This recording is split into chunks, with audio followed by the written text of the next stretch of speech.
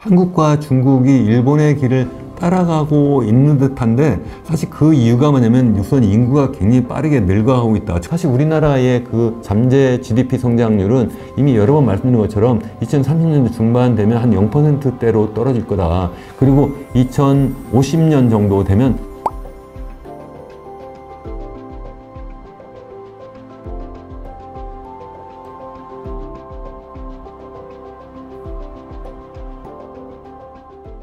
네, 안녕하세요. 이현우 교수의 경제포럼. 오늘도 함께 해주셔서 감사합니다. 오늘은 지난 3번 영상에 이어서 한국과 중국이 일본의 잃어버린 30년을 따라가는 것이 아니냐의 마지막 말씀을 드리려고 합니다.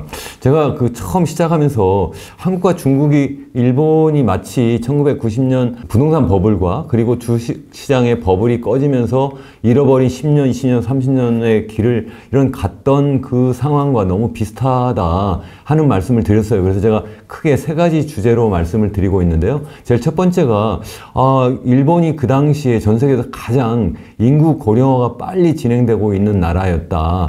그런데 지금 보니까 한국과 중국이 전 세계에서 가장 빠르게 인구 고령화가 진행되고 있고, 그래서 지금 전체 인구 중에 노인 인구가 많을 뿐만 아니라 소위 생산 연령 인구, 그러니까 젊은 인구의 비중이 급속도로 줄어들고 있는 상황이다. 이것이 최근에 중국이나 한국이나 중국의 어떤 경제 성장률이 매년 계속 떨어지고 있는 그러한 상황이 아니냐, 이런 말씀을 제가 드렸고요. 두 번째는 한국과 중국이 2000년대 들어와서, 특히 이제 2017년부터, 중국의 경우 2016년부터, 우리나라 2017년부터 시멘트로 쌓은 경제라고 할 정도로 굉장히 주로 이 부동산 투자, 건설 투자 위주의 그런 경제 성장을 많이 해왔고, 그러면서 가계부채가 굉장히 빠르게 증가했다. 이것도 일본이 1980년대 후반부에 들어서 굉장히 가계부채가 빨리 늘어나고, 그래서 그 늘어난 그 가계부채 가지고 주식시장이나 아니면 부동산 시장에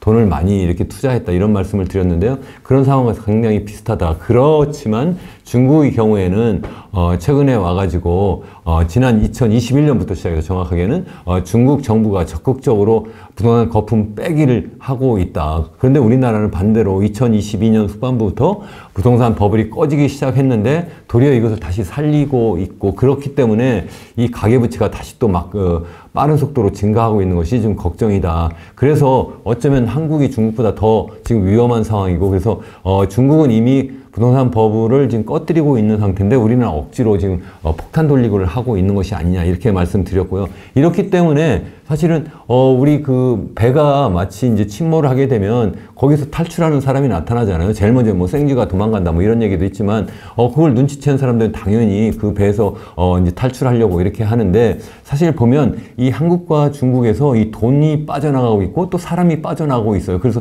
오늘 그 말씀을 드리려고 해요. 보통 돈이 빠져나간다 하면 돈은 우리 크게 2가지로 우선 나눠볼 수가 있는데, 하나는 FDI, 소위 직접 투자라고 하는 이름의 그러한 돈의 어떤 흐름이 있고요. 또 하나는 간접 투자, 포트폴리오 투자라고 하는, 우리가 보통 이야기하는 뭐 주식 투자라든가 아니면 채권 투자의 어떤 흐름을 보면 알 수가 있는데요. 그 2가지 각각 하나씩 보시죠. 우선 한국의 경우에 한번 보세요. 이게 한국의 그 해외 직접 투자, 그게 ODA라고 한 것은 우리나라가 해외에 투자한 것을 이야기를 하는 것이고요. 우리가 보통 이야기하는 FDI는 외국인이 우리나라에 투자한 건데, 여기 보시면 위에 파란색 선이, 하늘색 선이 우리나라가 해외에 투자한 그러한 규모고요. 그리고 외국인이 우리나라에 투자한 거는 아래 선이에요. 뭐 여기 뭐 정확한 금액까지 여러분들께 말씀드릴 필요는 일단 없다고 생각하고, 일단 추세만 말씀드리면 이 해외 직접 투자가 굉장히 빠르게 증가했고, 반대로 외국인이 우리나라에 투자하는 거는 거의 증가하지 않아서 이 해외로 투자하는 것이 외국인이 우리나라에 투자하는 것보다 거의 2.5배, 한때는 많을 때는 한 3배 이상 많았었거든요. 그게 한 2.5배, 3배 정도 이렇게 많다. 그 얘기가 무슨 얘기예요? 우리나라의 기업이 해외로 빠져나간다는 뜻이에요. 반대로 외국 기업이 우리나라에 들어와가지고 여기에서 일자리를 만드는 것은 상대적으로 적다. 이것은 마치 1980년대 후반부에 일본이 그 플라자 협정 이후에 1985년 플라자 협정 이후에 일본의 기업들이 동남아로 대거 빠져나갔거든요.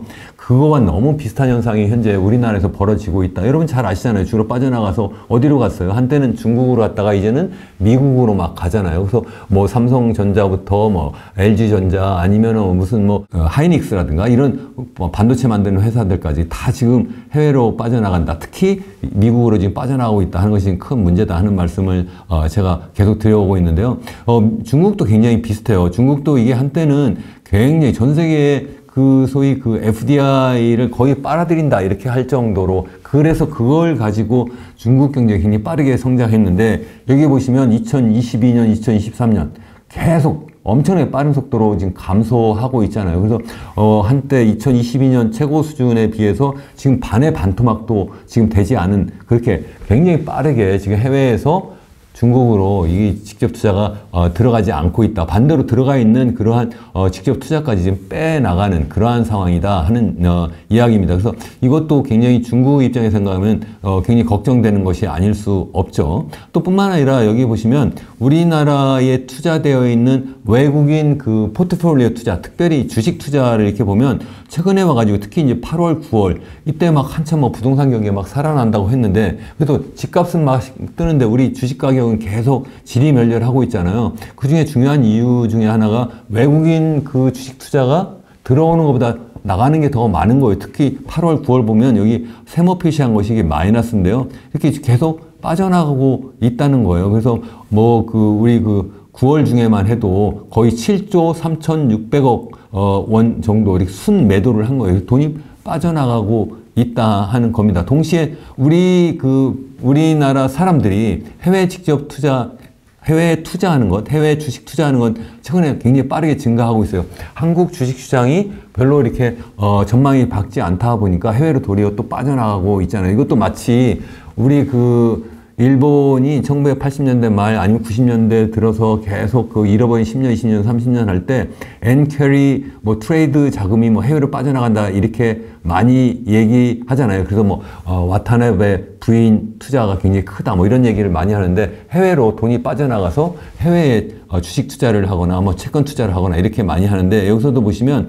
지금 해외로 지금 투자하는 사람들의 숫자가 굉장히 빠르게 증가하고 있습니다. 어쩌면 이건 바람직할 수도 있는데 투자의 어떤 포트폴리오 다변화 측면에서 굉장히 바람직할 수도 있는데 개인의 입장에서 그런데 국가적인 측면에서 보면 우리 국내 투자하는 것은 자꾸 빠져나가는데 우리 그 주식 투자에 있어서 반대로 우리나라 사람들이 국내 투자보다는 해외로 자꾸 눈을 돌리기 시작하니까 우리 국내 주식 시장이 살아날 수가 없고 그렇기 때문에 당연히 국내 주식 시장에서 자금 조달을 해야 되는 우리 기업들이 또 굉장히 힘들어질 수밖에 없는 그러한 상황이라는 겁니다. 또 뿐만 아니라 사람들도 굉장히 빠르게 지금 빠져나가고 있어요. 우선 돈이 있는 사람들이 빠져나가는 게 굉장히 또 중요하잖아요. 그래서 여기 보시면 이 백만장자들이 해외로 빠져나가는 그런 국가별 순위가 있어요. 이게 헨리 앤 파트너스라고 하는 전 세계의 소위 부자들의 어떤 투자에 어떤 자문하는 그런 회사인데요. 여기에서 매년 발표하는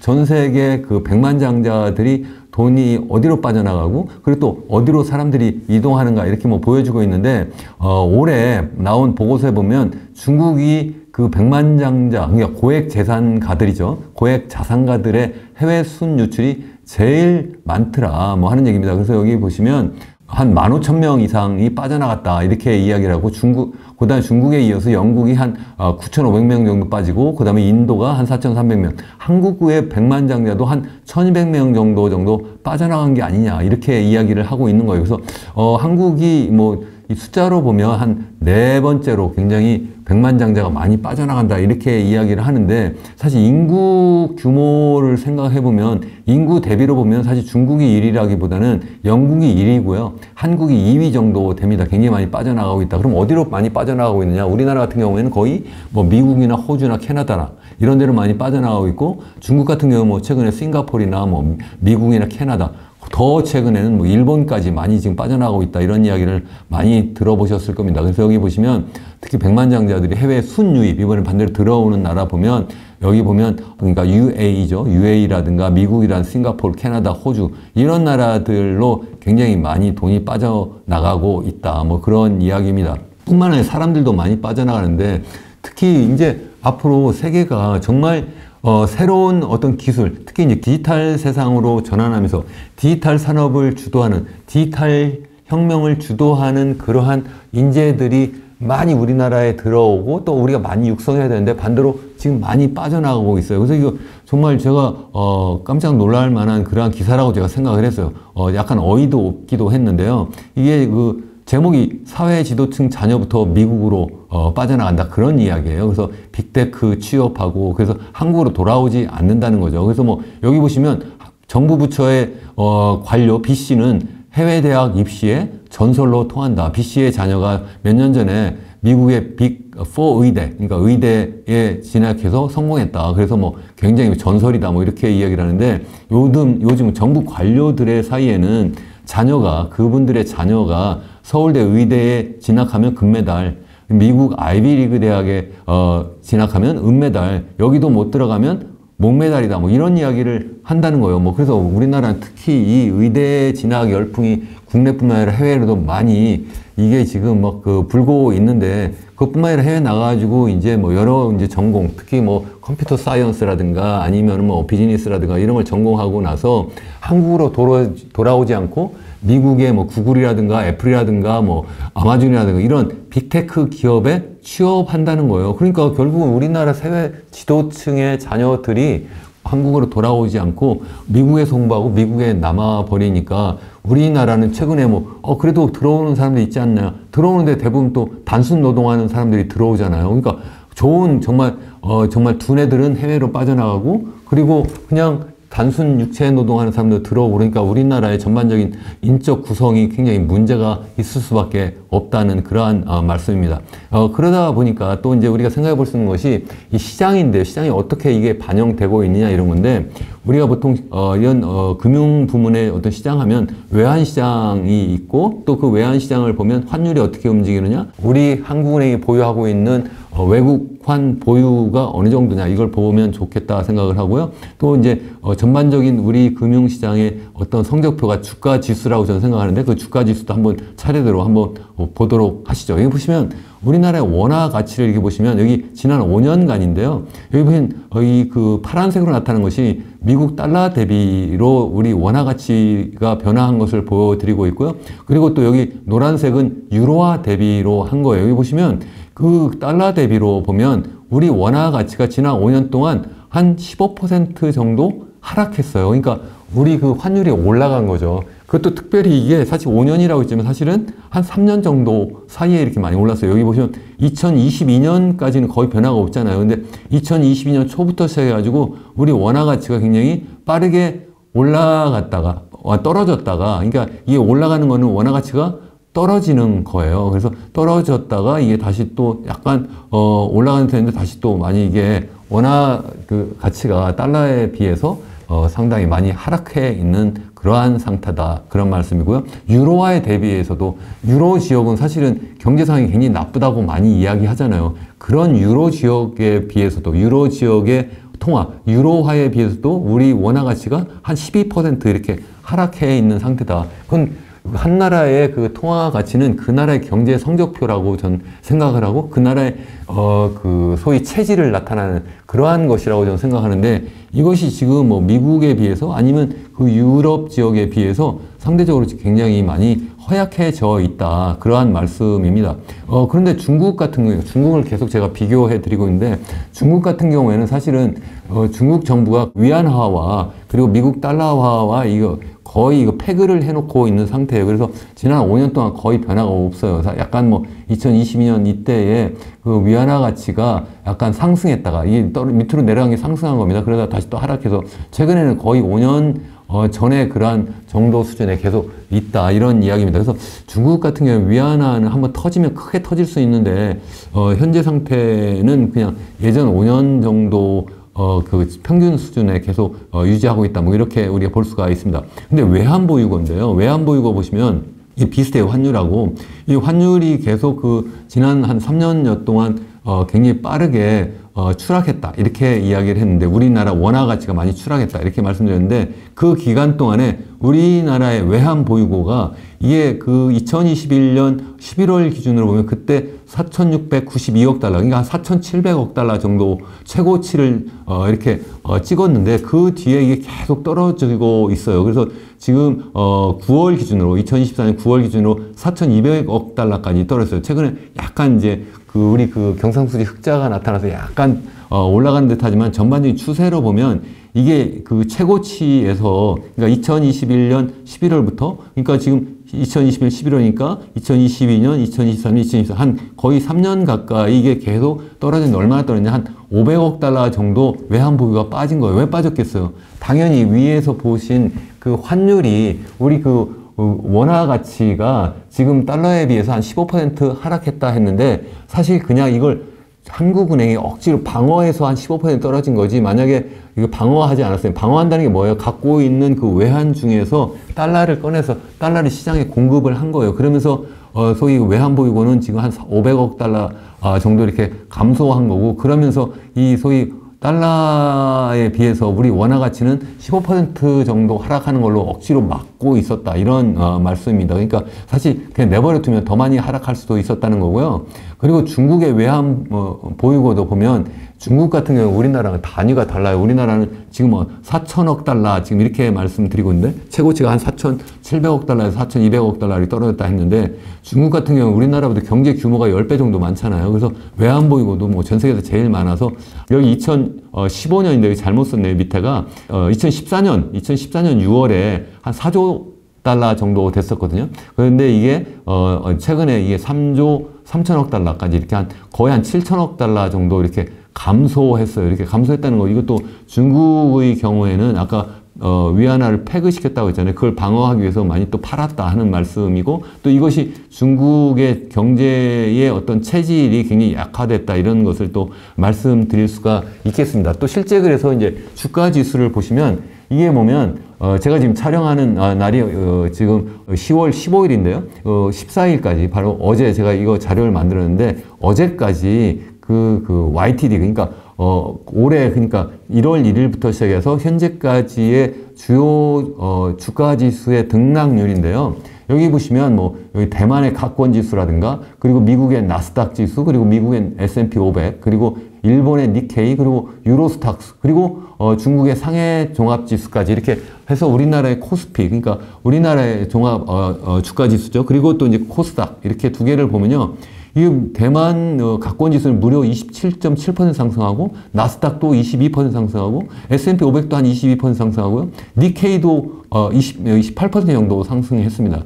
그리고 유로스탁스는 한 10% 남짓 상승했고 또 상해 종합 지수도 최근에 한 20% 급등하는 바람에 10% 상승했어요. 사실은 얼마 전과 지난 9월 20일 경만 하더라도 마이너스 10% 정도에서 우리나라와 마찬가지로 굉장히 그 주가 지수 성적표가 나빴는데 최근에 그 경기 부양 정책을 적극적으로 중국 정부가 쓰고 있잖아요. 그래서 이게 플러스로 지금 돌아섰는데요. 한국만 올해 지금 코스피 마이너스 1.2%, 코스닥 무려 마이너스 11.1%.